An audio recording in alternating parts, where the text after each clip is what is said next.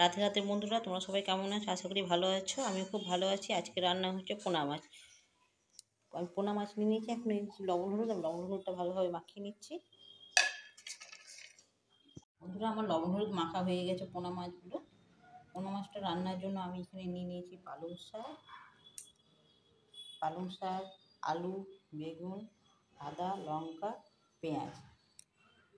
আমি এখানে কড়াইটা বসিয়ে দিয়েছি। কড়াইটা আমার গরম হয়ে এসছে। সবজিগুলো কাটা হয়ে গেছে। বেগুন আলু এইভাবে কেটে, বেগুনগুলো চৌকোনো কেটে নিয়েছি, আলুটা একটু লম্বা করে কেটে নিয়েছি। এবার আমি কড়াইয়ে তেল বসিয়ে দিয়েছি। তেলটা আমার গরম হয়ে গেছে। মাছটা আমি ছেড়ে দিই। তেলটা আমার খুব ভালোভাবে গরম হয়ে গেছে। এবার আমি মাছগুলো ভেজে নিচ্ছি।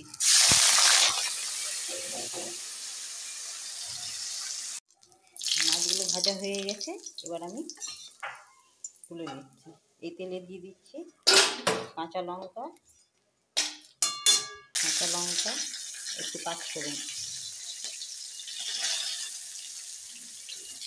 পাঁচফোড়নটা ভাজা হয়ে যাবে লাগবে। তারপর আমি দিয়ে দিচ্ছি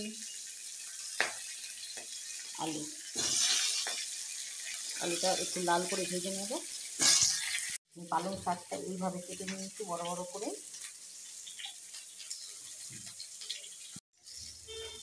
আমার আলুটা ভাজা হয়ে গেছে মোটামুটি। এবার আমি দিয়ে দিচ্ছি বেগুন। আলুতে বেগুনটা আমি দিয়ে দিচ্ছি। বেগুনটা আমি লাল করে একটু ভেজে নেব। আমার আলু আর বেগুনটা ভালোভাবে ভাজা হয়ে গেছে। এবার আমি দিয়ে দিচ্ছি আদা, লঙ্কা, পেঁয়াজ পেস্ট।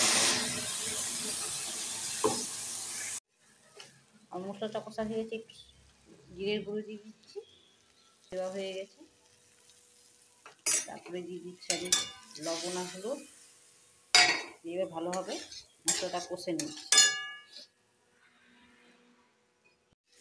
আমি গরম জল বসিয়েছি। গরম জলটা অল্প অল্প করে আমি মশলাটা দিয়ে মশলাটা আমি কষে নিচ্ছি ভালোভাবে। মশলাটা আমার কষা হয়ে গেছে। এবার আমি দিয়ে দিচ্ছি পালং শাকটা দিয়ে আমি হালকা কষে নেব। তো বেশি কষবো না, হালকা কষে নিই। পালং শাক দিয়ে আমার কষা হয়ে গেছে মশলাটা। এবার আমি দিয়ে দিচ্ছি গরম জল।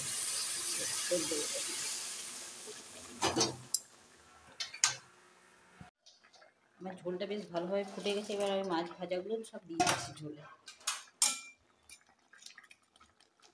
একটু ফুটে গেলে এবার নামিয়ে নেব। আমার মাছের ঝোলটা এখন হয়ে গেছে। এবার আমি নামিয়ে নিচ্ছি। আমার পোনা মাছের ঝোলটা হয়ে গেছে। ঝোলটা একটু পাতলাই হবে। আমার যদি রান্নাটা ভালো লেগে থাকে বন্ধুদের সাথে অবশ্যই শেয়ার করবে বন্ধুরা।